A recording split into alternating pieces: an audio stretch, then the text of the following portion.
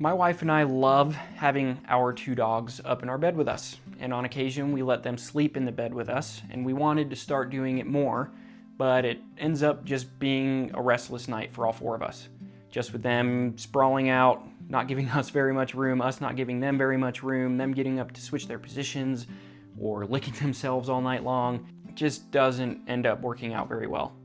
We do have a very large bed, and we are also blessed with a 90-pound golden doodle and a 40-pound husky mix. So I decided that I wanted to build them their own bed. I wanted to build it at the same height, kind of like an extension to our bed here, so that they have their own area to sprawl out, take up as much room as they want, but it still feels like they're up there with us. But it kind of seemed like a little much to build an entire bed frame for our two dogs that don't always sleep in here with us and take up all of this room, especially when we start decorating for the holidays and we kind of run out of room as it is. With that, I actually decided that I would build it on casters, which would mean that we could wheel it in and out and store it in our spare bedroom, but that actually ended up bringing up a couple more complications. Our door frame is 27 inches wide, which would mean the bed frame would need to be 26.5 max in order to fit in and out. Our golden doodle is taller than 27 inches, and the whole point of building them their own bed frame is so that they can sprawl out and have room. So 27 inches for the width of a bed wasn't really going to cut it for us. So with those concerns noted, I kind of gave up on it for a little while, and I actually came up with the idea of building this bed frame. This is a twin size mattress. It could even be used for a human being rather than just a bed for your dogs. It splits into two sections, both of which have casters and fits through our doorway, so it can be moved in and out easily. It has these toggle latches to latch both sections together tightly, and it is incredibly strong. This is at least 300 pounds worth and could hold much, much more. And you can even store stuff inside of it. The inside is hollow, so with a little bit of extra plywood, you can frame out the floor and store whatever you want in here. If this isn't the perfect roll-away bed, I don't know what is. Let's go ahead and jump into showing you how to get this thing built. I do have the material list, cut list, etc. in the description below, so if you plan on building one of these, definitely check that out. I also have Amazon links to just about everything I used in this video, as well as some other helpful tools and supplies. Those are all linked in the description below. As an Amazon affiliate, I do earn a small commission if you are to visit one of my links and buy something. It costs you absolutely nothing extra, so if you plan on doing any Amazon shopping, it would mean the world to me if you could check out one of those links and then just continue on with your shopping. It helps support me and my family, which we are extremely grateful for. But with all of that out of the way, let's go ahead and jump in. This is the lumber I will be using for this build. I have 3 sheets of 1/2-inch sand plywood. Then I have 3 1x3x8s. And then my plans for this build call for 20 2x4x8s. I have a ton of scrap 2x4s from previous projects, which allowed me to end up only having to buy 12 full 2x4s, but if you don't have scraps, you'll need 20. These pine corner trim pieces are optional for this. There's a few different ways that you can substitute them, but more on that later. I'm just getting everything measured and marked according to the cut list and plans that I created for this specific build, which will be in the description. But if you want, you can just take the measurements from my cut list and plans and customize them to whatever size you're wanting to build. There are a lot of repetitive cuts with this build, so take your time, double check all of your measurements, and exercise safety with every cut that you make. The miter saw is going to make this extremely easy. I do have this exact one linked in the description below, along with a few others that will do the job just as well. I've got everything cut down, other than my plywood, my 1x3s, and my corner trim. I know about what size those should be cut at, but because we're working with such rough lumber here, especially my scrap wood from older projects that are super bowed and twisted, I'm going to wait to get those cut until I have exact measurements once the framing is all done. I have all of these cut and separated by size. I'm going to get them all labeled according to my plans, and then I'll show and explain my labeling. Everything's labeled now, and I want to explain what they're labeled at so there's no confusion with what boards should be used and when. Starting with section 1, I cut my length boards down to 76 inches and labeled them A. My height boards are 20 inches, labeled B. Width at 12.5 inches is going to be C. My length top plates are at 69 inches, labeled D. The width top plates are at 19.5 inches long and labeled E. And then my slats for section 1 are labeled F and cut at 19.5 as well. Everything from here on is cut at the same length as A through F, just labeled G through L, which is for section 2. I'm going to jump right into assembling the length walls using the length and height boards. I am framing this bed frame in a fairly similar way to how you would frame a shed or a house, just on a much smaller scale with much lower importance. I am going to take my length running boards and mark them for their stud placement or the height board placement. In framing terms, my studs will be 26 inches on center, just meaning that my height boards will be 26 inches apart. So for my 76-inch length, I will be able to fit 4 studs perfectly. One flush with both ends, one at 26 inches, and the last one at 52 inches. I am going to mark 3/4 inches in from both ends of my length board and then make marks at 26 inches and 52 inches. These marks will be for my screw placement, not for the stud placement. On the opposite side from where I just made my 4 marks, I am going to measure for my stud placement. To do that, I measure out 26 inches and 52 inches, but I measure 3/4 inches short and 3/4 inches long on both of those.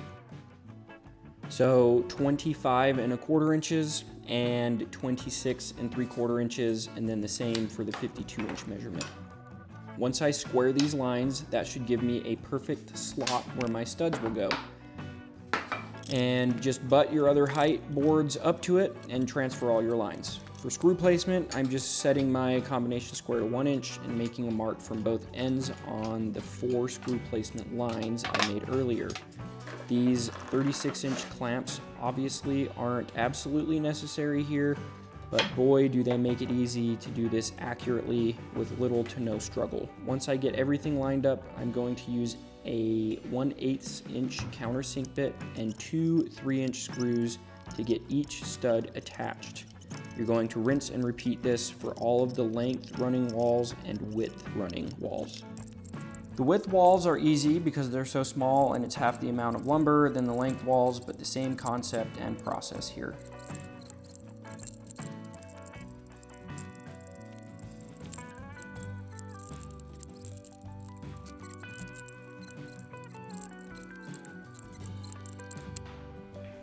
Now that I've got the walls built, I am first going to pick an outside facing side of each wall, length walls and width walls.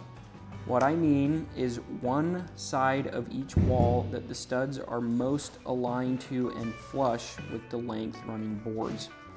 This is important for when I'm installing the plywood sheathing. If I choose a side where the studs sit way too far proud of the top and bottom length running boards, the sheathing could be curved or even not installed correctly at all. Whereas if the studs are too far sunk from the length running boards, I could run into similar issues. Each stud doesn't need to be 100% flush, just choose a side that is best, and that will give you the least amount of issues when installing the sheathing you use. Since I've just done that, I'm going to take my combination square and set it to 3/4 inches, and I'm marking the studs, making up the width walls for our screw placement. I'm then just going to mark 2 inches from each end and 10 inches, which should be the middle, giving us 3 screw placement marks. Again, here, these clamps do wonders for this build. I'm going to pre-drill and sink 3-inch screws. It is a bit of a tight spot here for my drill, so I have to go in at a little bit of an angle. It's not a big deal, just make sure you're getting things secured. There will also be top plates overlapping these joints. I want these to be as even and as flush as I can be. A little bit of deviations here and there is fine, but try to be as precise as you can. Now that I have my walls put together, I'm going to install the top plates. I know it may seem pointless to have these, but just like with homes and sheds, they do play a role in the structural integrity, especially since all of the weight that this is going to hold comes from above. The point is to have the top plates cover the joints between the length running walls and the width running walls. Not only tying the two walls together even more, but it helps transfer the load I'll be putting on top through two joints rather than just the one. So to do that, I have this board cut to the width of both walls, overlapping both joints. When setting up your screw placement for the top plates here, just remember where you already have screws so you don't accidentally try screwing into or too close to your other screws. That won't work out very well. I'm doing 2 screws in each end and 1 along the middle.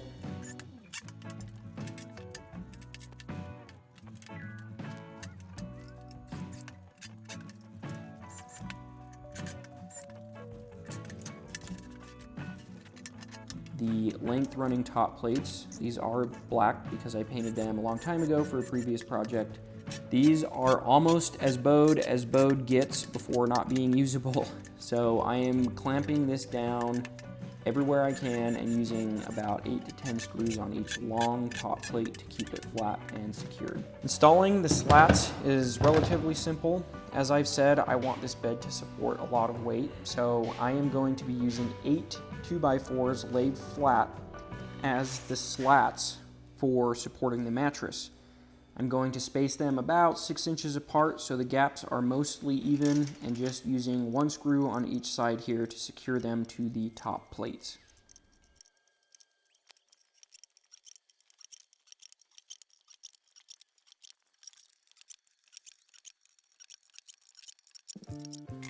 I've got the framing for section 1 done.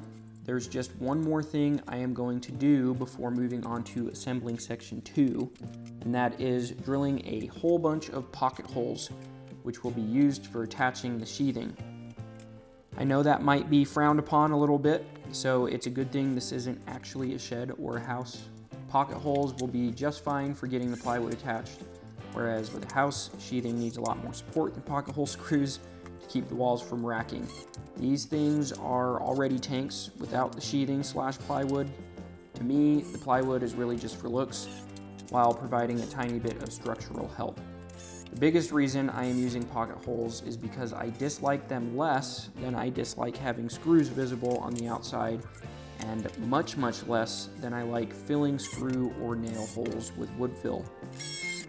If you don't mind visible screws, just use some nice cabinet style screws to attach your plywood, or just lots of wood glue and 2-inch nails or whatnot.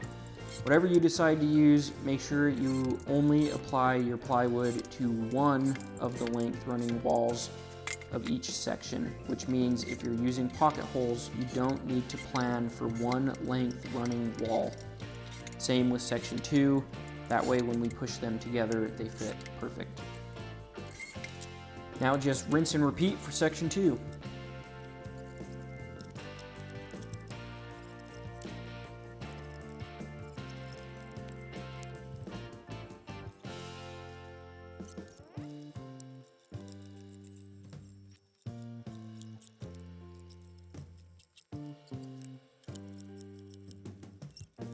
All right, both sections are put together now. I am finally going to cut my plywood down, but first I'm going to get length and height measurements from the 3 sides of each section so I can get those cut. So I don't forget, I'm writing each measurement I need on the length and height.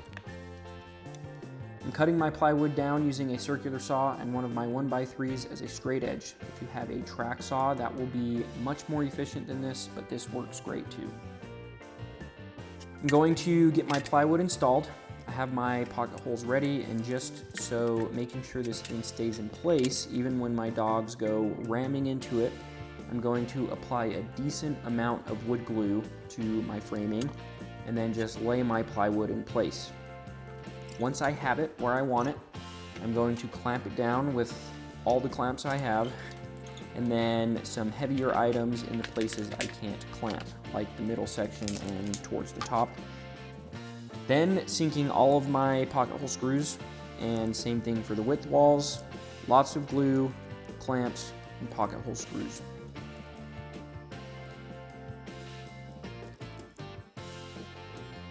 Rinsing and repeating again for section 2.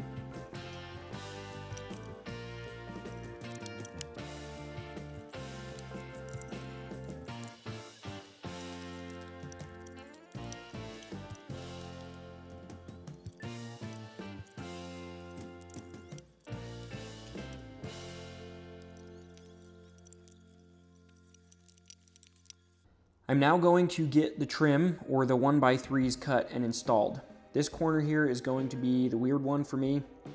I wanted this plywood sheet lower to allow a lower clearance for my dogs to jump up onto the bed from.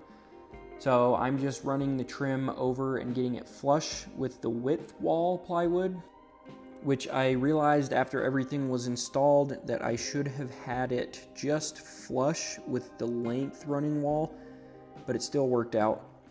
Anyways, I got this side clamped down so I can get the miter cut on the other end. If you want to just butt joint these and not miter them, it will probably make your life a little easier. I like the look of miters, so that's why I'm doing them. Simple way to get a miter marked is to clamp the opposite end like I just did. Then bring another one of your trim pieces that you're going to miter and set it up to the one that you have clamped down, and just making marks on either side of the thickness of that trim piece you put up next to it. Now I know I just need to cut those with a 45-degree angle, with the point or long side on the left mark and the short side at the right mark.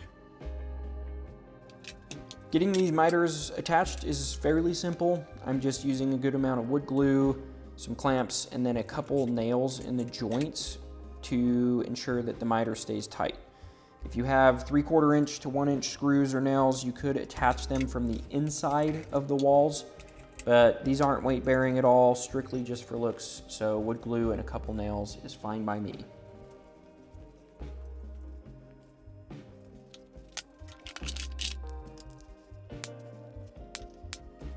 I'm just getting the rest of my trim installed. I don't mind taking a little bit of extra time here to get these boards cut down one at a time and dry fit before getting everything glued and nailed.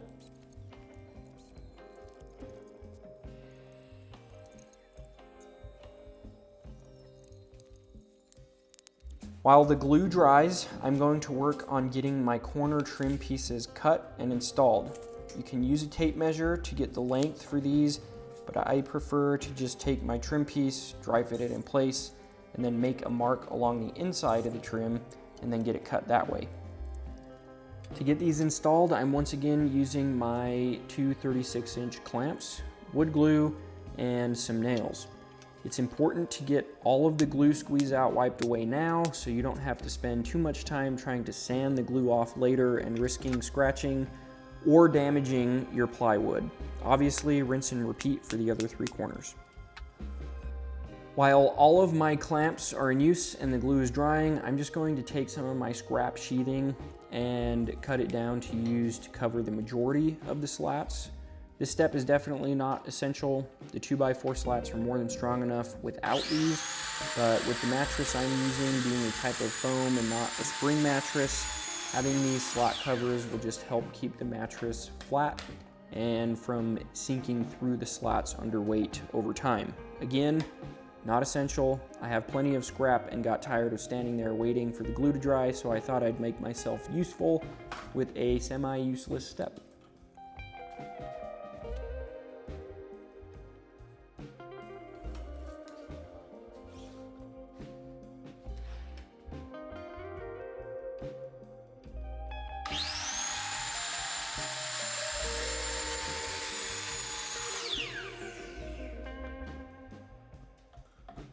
If you end up using nails instead of just glue, now is the time to get those tiny nail holes filled with some wood fill before jumping into sanding and the finishing process.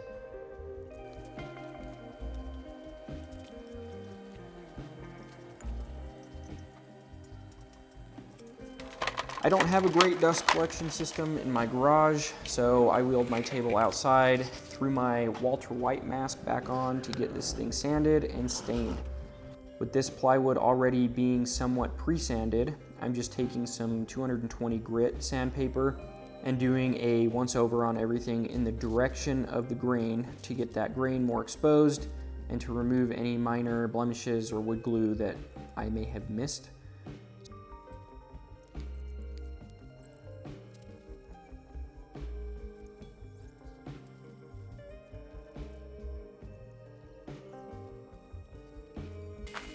After it's sanded, but before I apply the pre-stain, I'm going to remove all the dust particles that I can using my small little handheld blower and some dry lint-free rags.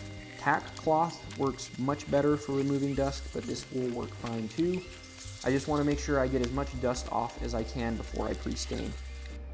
For the pre-stain itself, I'm using Varathane's Pre-Stain Wood Conditioner. It's always a good idea to look at the instructions for a lot of reasons, but here it says to apply across the grain. Don't let it dry completely before wiping off excess, and that you can apply stain after 30 minutes of this drying. I'm going to use 2 lint-free cloths for this, one for applying the pre-stain and one for wiping the excess. It can take a while and be tedious with a project of this size, but it's definitely worth it.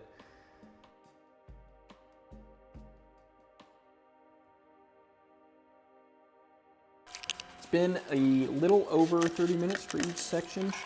I'm going to turn these guys right side up now for applying the stain so I don't have to work with any crazy angles like I just did with the pre-stain. My stain of choice for this project is going to be Varathane's Weathered Gray. The bed frame I built for my wife and I is stained the same color, and we wanted this to match. I prefer the Varathane Premium because of the deeper, darker color in less coats. It also dries in about an hour, so I can apply my protective coat without having to wait several hours for it to dry. With this stain, I am going to allow it to penetrate the wood for about 2 to 3 minutes before we wipe away the excess. Again, this process can take a while, especially the staining itself, because I prefer to do it in sections to let the stain penetrate for an equal amount of time everywhere, so the color looks even throughout the project.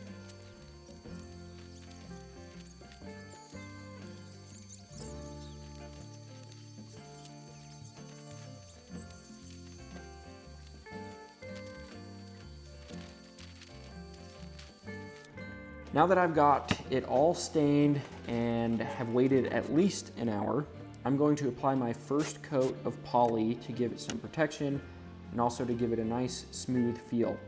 Again with Varathane, using their triple thick clear satin interior poly. I like the triple thick because it means less coats. This step is a little bit better than the pre-stain and staining because I'm going to be using a 4-inch foam roller to apply this. I get all of my edges, tops, bottoms, and corners first, then I move on to my bigger sections.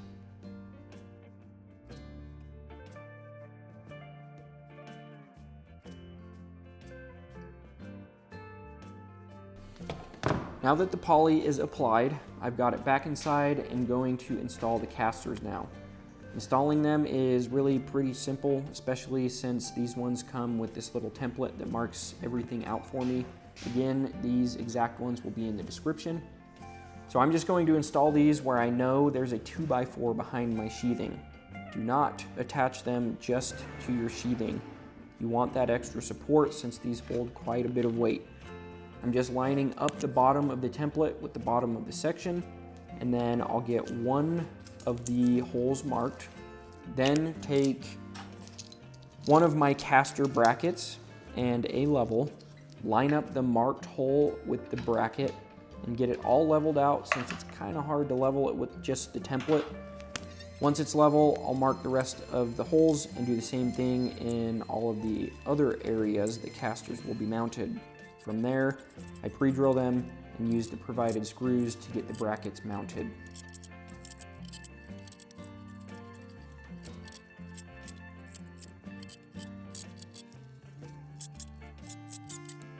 Attaching the caster to the bracket is fairly straightforward as well. It comes with instructions and the wrenches you'll need, or if you have a 3/4 inch socket, you can use that and a provided wrench to make things a little bit quicker and easier.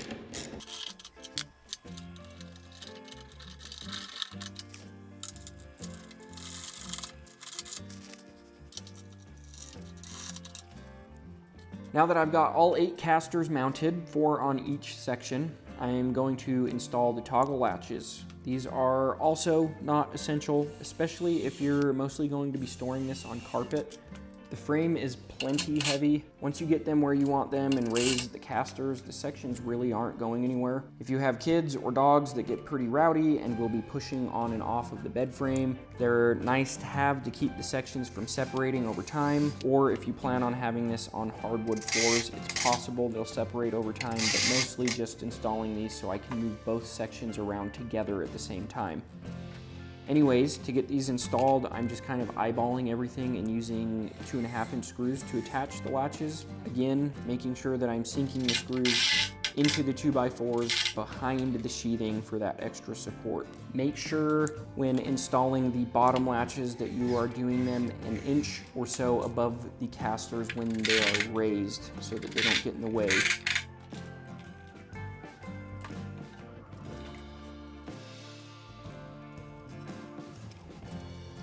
Now circling back to the slat covers that I cut earlier, I've got my frame down on the ground here and I've got the slat covers installed already. If you are doing this step and want to fill in the gaps completely, go for it. Again, this step isn't necessary, so if you don't want to do it, don't. If you do, I just used 1 screw per slat to get the slat covers installed. This just helps reduce any noise when the dogs are jumping up onto it and off of it. And that is pretty much it. I'm just going to use some regular household cleaner to get this thing wiped down and smelling good before getting it inside.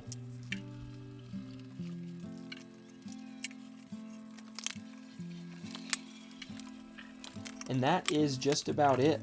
Thank you so much for watching this build. I hope you enjoyed it as much as my dogs did. If you got some value from this video, please don't forget to like, subscribe, and share it with your friends and family. It really helps the channel grow. And leave a comment down below too. I'd love to hear your ideas for future projects. And make sure to check out those Amazon links in the description. Using those helps me and my family out immensely and allows me to keep creating and teaching more builds just like this one. I've got plenty more projects in the pipeline, so definitely stay tuned and know that if I can build this, then you definitely can too.